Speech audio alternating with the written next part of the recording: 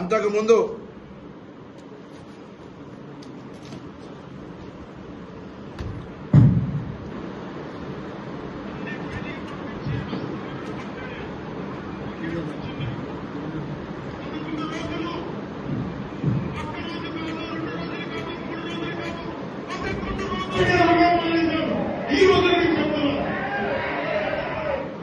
పదకొండు రోజులు తెలంగాణ ఏర్పడితే అన్నం మానేసిన వ్యక్తి తెలంగాణ ఆవిర్భావ దినోత్సవంలో పాల్గొంటే కూడా మాకు అభ్యంతరం లేదు.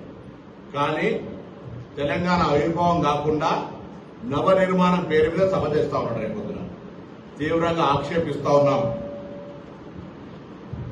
ఆంధ్రప్రదేశ్ల సామెత ఉంది, కన్నతల్లికి ముక్కు పుడుక చేయనాడు పిన్న తల్లికి వడ్డానం చేస్తారనే సామెత ఉన్నది.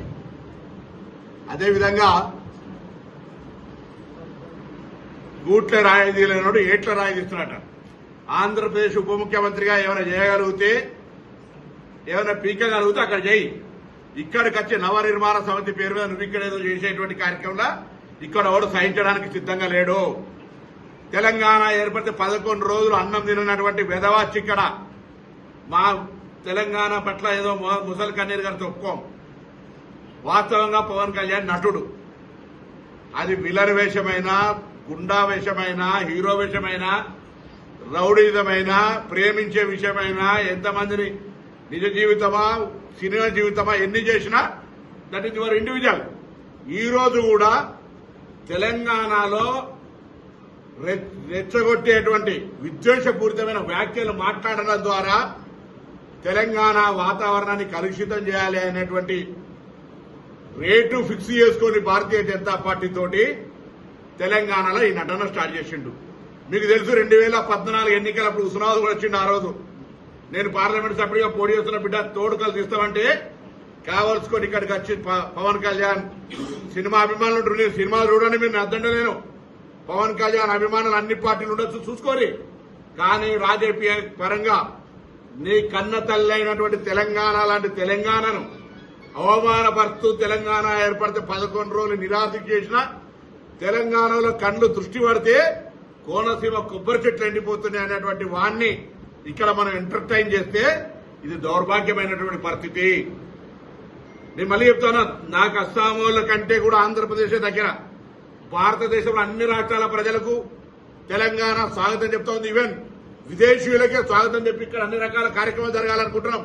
మేము ఆంధ్రప్రదేశ్ కు నేను కూడా 100 సార్లు పోయినా సత్సంబంధాలు ఉండాలని కోరుకుంటున్నాం. కానీ ఈ విధంగా తెలంగాణ చూపు పడితే కోనసీమ కొబ్బరి చెట్లు ఎండిపోతున్నాయన్నాక తెలంగాణ రక్తం ఉన్న ఏ బిడ్డ సినిమాలు అభిమానించినా అటువంటి వాని పట్ల ఇక్కడ సభకు పోతే కూడా వాళ్ళ తల్లిదండ్రులకు ద్రోహం చేసినట్టే అని భావిస్తా ఉన్నాను. నేను ఈరోజు క్షమాపణ చెప్పు, ప్రసంగంలో వీడికి జవాబు చెప్పు. 11 రోజులు తెలంగాణ ఏర్పడితే అన్నం తినలే అన్న ఈ వీడియోకు జవాబు చెప్పు. కోనసీమ నా చూపు పడితే ఎండిపోయిందన్న దానికి జవాబు చెప్పు.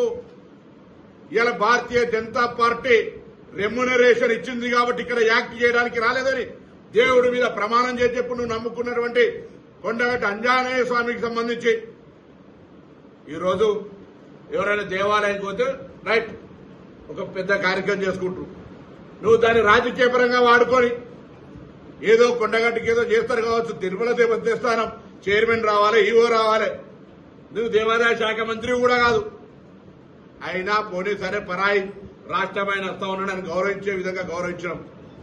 ఇవాళ ఎందుకు మేము మాట్లాడుతున్నామంటే తెలంగాణ కోసం పార్లమెంటు సభ్యుడిగా ఆనాడు సకల జనుల సమ్మె ద్వారా తెలంగాణ అందరూ కూడా తెలంగాణ కావాలని అడిగినాం, పోరాటం చేసినాం. ఇవాళ తెలంగాణ పోరాట యోధులుగా అమరవీరులు కావచ్చు, లేదా పూర్తి స్థాయిగా ఇబ్బంది పడ్డటువంటి వాళ్ళు, కేసులు ఇతరత్ర ఉన్నటువంటి వాళ్ళను గుర్తించి గౌరవించాలి, గుర్తింపు ఇవ్వాలని ఒకవైపు తెలంగాణ ఉద్యమకారులను గుర్తింపు గౌరవాన్ని ఇచ్చే కమిటీ ఏర్పాటు చేసుకొని ఇక్కడ మనం ఆ కార్యక్రమం చేస్తూ ఉంటుంటే తెలంగాణ ఎట్లా పడితే అట్లా తిట్టిన ఆయనే, తెలంగాణ ప్రజల ఆత్మగౌరవానికి విఘాతం కలిగించిన ఆయనే, తెలంగాణ ఆవిర్భావ దినోత్సవంలో రైట్ ఇది ఒక ప్రజల ఆకాంక్ష, తెలంగాణ రాష్ట్ర అభివృద్ధికి మేము కూడా సహకరిస్తాడు పర్లే. కానీ మరి ఈ నవనిర్మాణ సభను పెడతాడు పోయి గుజరాత్లో పెడతలేవు, పక్కన కేరళలో పెడతలేవు. పక్క తమిళనాడు పెడతలేవు, ఓన్లీ తెలంగాణకు వచ్చి ఆయనే పైసలు ఇస్తే ఏ నటన అంటే ఆ నటన ఏమంటాడు, ఏ డ్రెస్ వేసుకోమంటే ఆ డ్రెస్ వేసుకొని ఎగురుతాడు. ఇక్కడికి వచ్చి భారతీయ జనతా పార్టీ డైరెక్షన్లు ఇలా ఈ డ్రెస్ వేసుకొని ఎగురుతుండు. తెలంగాణ వైషమ్యాలు సృష్టించాలి, రాజకీయమైనటువంటి విమర్శపూరితంగా మాట్లాడాలి. రైట్, నువ్వేమైనా పెట్టుకోవా, ఇది డెమోక్రటిక్ కంట్రీ. కానీ నా గుండెల మీద దాన్ని, నా తెలంగాణ ప్రజల ఆత్మ గౌరవాన్ని గాయం కలిగించేటువంటి కోనసీమ కొబ్బరి చెట్లు తెలంగాణ వాళ్ళ కళ్ళతోటి మాడిపోయినాయి అంటే, లేదా తెలంగాణ ఏర్పడితే 11 రోజులు అన్నం తినలేదు బాధపడ్డా అన్నటువంటి వాడు ఇక్కడికి వస్తే మాట్లాడే ముందు దానికి జవాబు చెప్పాల్సిందిగా నేను డిమాండ్ చేస్తాను. కొండగట్టు అంజనేయ స్వామికి సంబంధించి ఈరోజు ఎవరైనా దేవాలయానికి పోతే రైట్ ఒక పెద్ద కార్యక్రమం చేసుకుంటారు, నువ్వు దాన్ని రాజకీయపరంగా వాడుకొని ఏదో కొండగట్టుకి ఏదో చేస్తారు కావచ్చు, తిరుమల దేవస్థానం చైర్మన్ రావాలి, ఈవో రావాలి, నువ్వు దేవాదాయ శాఖ మంత్రి కూడా కాదు. అయినా పోనీ సరే, పరాయి రాష్ట్రమైన వస్తా ఉన్నాడని గౌరవించే విధంగా గౌరవించడం.